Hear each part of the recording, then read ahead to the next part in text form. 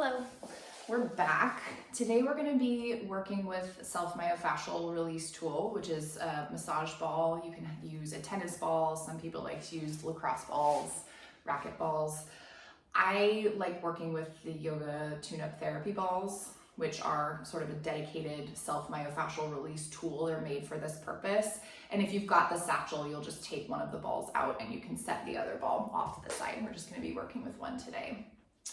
The other thing that you're going to need for this is maybe a blanket or a towel. That's for dampening the intensity of the work. If when we get into it, you're like, oof, I'm pushing myself into the point of intensity where my breath is changing, or I'm like really having to kind of squirm around the sensation, that's where the blanket or the towel is going to come into play. And then you're going to be lying on a firm surface. I recommend a floor. It's fine if it's carpeted. A mattress is not going to give you the same effect because part of the way that the ball is going to give us load is by having something firm on the other side of it so that it's squishing into our soft tissues and not squishing into the thing that it's resting back upon. So the work today that we're doing is all in the shoulders, and it's a really delightful bit of work. I know that many of us carry tension in this place between the shoulder blade and the spine. So the space that kind of moves when you roll your shoulder blades, this central scapulothoracic area, scapulothoracic, scapular meaning shoulder blade, and thoracic meaning the upper spine, the rib cage portion of the spine. So this space between the shoulder blades and the spine is where this technique is going to give you some feels, and I think it'll feel really good. So I'm going to show you how to find this space with your hands first, because I think that's a helpful way to get started with this work. So start with your left hand, no ball in the left hand. You're going to cross your left hand over your chest and bring your left fingertips to the top of your right shoulder. So we're using the left hand to kind of feel around the landscape of the left side shoulder and spine, the scapulothoracic area on the right side. So you can start by kind of feeling up at the very top where your upper traps are. You could apply some downward pressure to the upper traps. And if you were to walk up towards the neck, you'd eventually hit the ear here. This is sort of higher than we're going to be today. So find your upper traps and then kind of find the junction between where your shoulder becomes your neck and start to walk yourself back over the ridge of your shoulder. And once you've kind of crested the ridge of your shoulder, start to feel for the bony portion of your shoulder blade. And you can kind of roll your right shoulder blade in place a little bit so that you can feel the bones moving. There's this spinous process on the scapula. The spine of the scapula is what that's called. And then somewhere kind of towards your spine, towards the base of your neck, there's this angle. There's this upper corner of your shoulder blade, and I want you to see if you can feel the space between your spine and that upper angle of your shoulder blade. So we're not on the shoulder blade. If you're feeling the spine of your scapula, that means you're on your shoulder blade. I want you to be medial or closer to your spine than your shoulder blade, so between your shoulder blade and your spine. And there is quite a bit of strappy tissue that runs between that upper angle of your shoulder blade and your spine. So you could move around in space a little bit, but you'd have to be able to distinguish, am I moving on bone, or is bone moving under my touch, or is it some type of strappy tissue? This is where the ball is going to start. We are going to make our way down the space between the shoulder blade and the spine. Your shoulder blade has length, right? I'm sort of using my hands to articulate where I can feel my shoulder blade. So if this is my shoulder blade, there's space between all of that shoulder blade and my spine, and this is the space where we're going to be working with the ball. But let's start up at the top. You can now grab the ball in your left hand and relocate that strappy tissue between the upper angle of the shoulder blade and your spine, and then you're going to come to your back. So you can release the ball if you want to. You can try coming down to your back with the ball in your hand if you want to. Come to your back with your feet on the floor and knees bent, and you can just make sure with your left hand that the ball is still resting against that strappy material, that strappy soft tissue between your spine and your shoulder blade. And you can always, to adjust where the ball is, you can always reach across with your hand to move where the ball is. You can also like shift your torso, right? You can shift your torso a little bit up and down or side to side. So find where you think you're supposed to be with the ball. And the first order of business is to invite a sense of softening and settling. This might already be quite sensation heavy for some of us. That's okay if it is. I want you to make sure that you're not having so much sensation that you cannot breathe easily or that you're clenching things, right? I want the body and the nervous system to be curious about and interested in this work, not shying away from it. So this is where the blanket or the towel might come in as a dampener. The way that you'll use this as a dampener, if when you were just lying there it felt like too much intensity, is you can lay your ball down and place your blanket over the ball. The blanket or the towel is just going to disperse the load a little bit more. It's going to soften the intensity. So that's one option. You're just going to find your way back onto your ball with the towel or the blanket in between.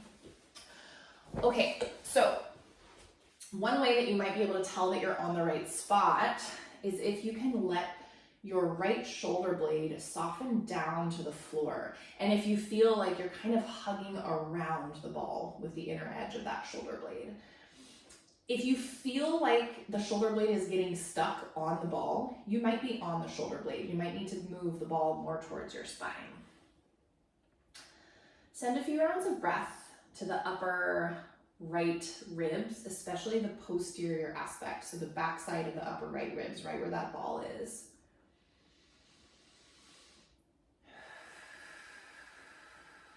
And then we're going to do a little bit of movement. The first movement is a movement from the pelvis and the lower back. It's going to also recruit a little bit of work from the legs and the feet. So push down into the feet a little bit, and as you do, imagine that you are isometrically trying to reach them forward. That's going to introduce a little tuck to your pelvis, and let that tuck turn into a rounding of the low spine.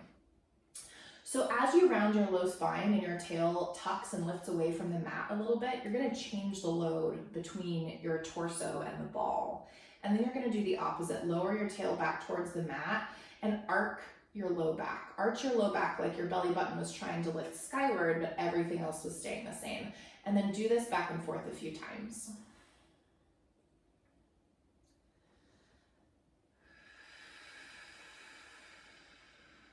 Feels so good. Okay. All right. If you liked that and you want more or different movement, which I highly recommend, reach your right arm up towards the ceiling. I've got my palm turned over towards the left, so y'all are seeing the back of my arm and the back of my hand.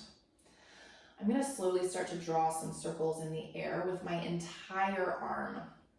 And as my entire arm moves through the air, my shoulder blade moves a little bit too. So you're likely feeling some of the tissues between your shoulder blade and your spine responding. And where that ball is might be giving you some interesting sensation. You might start smaller with these circles, maybe like dinner plate sized circles, and then you can grow them into beach ball sized circles. And you can also go the other direction, drawing circles in the air, going the opposite way. Some folks really like to lower their arm down towards the floor and then raise it up and overhead like you were raising your hand in class. Whee! Good. My favorite thing to do is to cross my arm over my chest. So I'm crossing my right arm over midline, and you can kind of let that arm get heavy. You don't have to keep the elbow extended. You can soften the elbow and let the hand relax against the floor or against your left shoulder. What crossing the arm over midline does is it protracts the shoulder blade, meaning it draws the shoulder blade away from center. And the way I experience it with this work is that there's almost like this crevice along the inner shoulder blade that opens up, a crevice between the inner shoulder blade and the spine, or a crevice between the inner shoulder blade and the ribs. And then you can try to kind of weasel the ball into that crevice. So it might require just a little bit of adjustment from you with your torso, but if you can find a way to bring that ball into the crevice between your shoulder blade and your ribs, You can pause and take a few rounds of breath. You can shift and shimmy with the pelvis and the low back again. You might wiggle a little bit side to side with the spine. And this is really, for me, the most fruitful combination of work. It's like moving the arm through space, maybe crossing it over the chest, maybe the direction that it's crossed over the body changes. Like you could cross it up and over your face, you could cross it down below over your low ribs, you could keep it directly across your sternum, you can wiggle your tail side to side. So play with the movement, and I want you to play with where the ball is behind you. So if you're still in that same place where we started, how could you shift your body a little bit to change the location of the ball? I want you to stay in that general geographic space between your shoulder blade and your spine. You could even cross over with your left hand and use your left hand to change the placement of the ball. I talk about this self-myofascial release work as a way of helping the brain and the nervous system clarify its body maps. That's like an actual term that folks who study motor science and sensory science use. The brain and the nervous system have their own maps of what the body is, where it exists, what the different tissues are and do, and how they function. But a lot of times those maps can get smudged. A lot of times muscles or tissues can be locked in certain positions. Maybe they're locked in like a lax or flaccid or compliant position, or maybe they're locked in a chronically tightened position. In this area, I tend to think that most people are locked in a chronically tight position. So just giving this stimulus and this feedback can help the brain to remap things, to find itself again. But to do that, we need to move around, right? We need to treat this territory the way a map maker would. We need to chart all of the nooks and crannies. We need to find our way around and to feel our way around inside of ourselves. Of course, if there's a specific place that feels really good, you should totally pause and breathe for a little bit. If there's a movement that's feeling exceptionally good, you can play with it a few more times.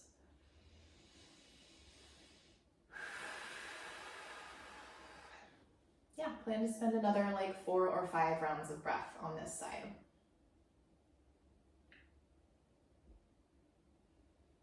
I always recommend doing both sides and pausing between sides, okay? So when you're ready, you can lower your right arm down towards the floor, reach across with your left hand, grab the ball, and just place the ball against your belly or somewhere off to the side where it's not going to distract you.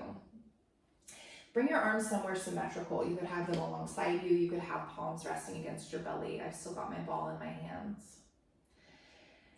Bring your awareness into the backside, especially that scapulothoracic area. Ask yourself what you feel side to side. Do you feel your right shoulder blade resting back against the floor a little bit more? As you breathe, do you have more awareness of the space between the right shoulder blade and the spine? Maybe there are some softer qualities that you can feel, like textural differences or temperature differences, experiential qualities that are arising and making themselves known for you. It's so important to pause and feel these things because it's a sensory exercise. We're training our brain to map this area and to feel it and to sense into it so that it remembers what the actual geography and terrain of this area of the body is. I'm not going to demonstrate the second side for you. You can replay this video. So the same thing I recommend is to work with your right hand to map that territory on the left side, and then you can spend the same amount of time on the left side. Pause at the end, feel your 2 sides, and enjoy. I think this is like one of the most transformational uses for these little massage balls. So, thanks.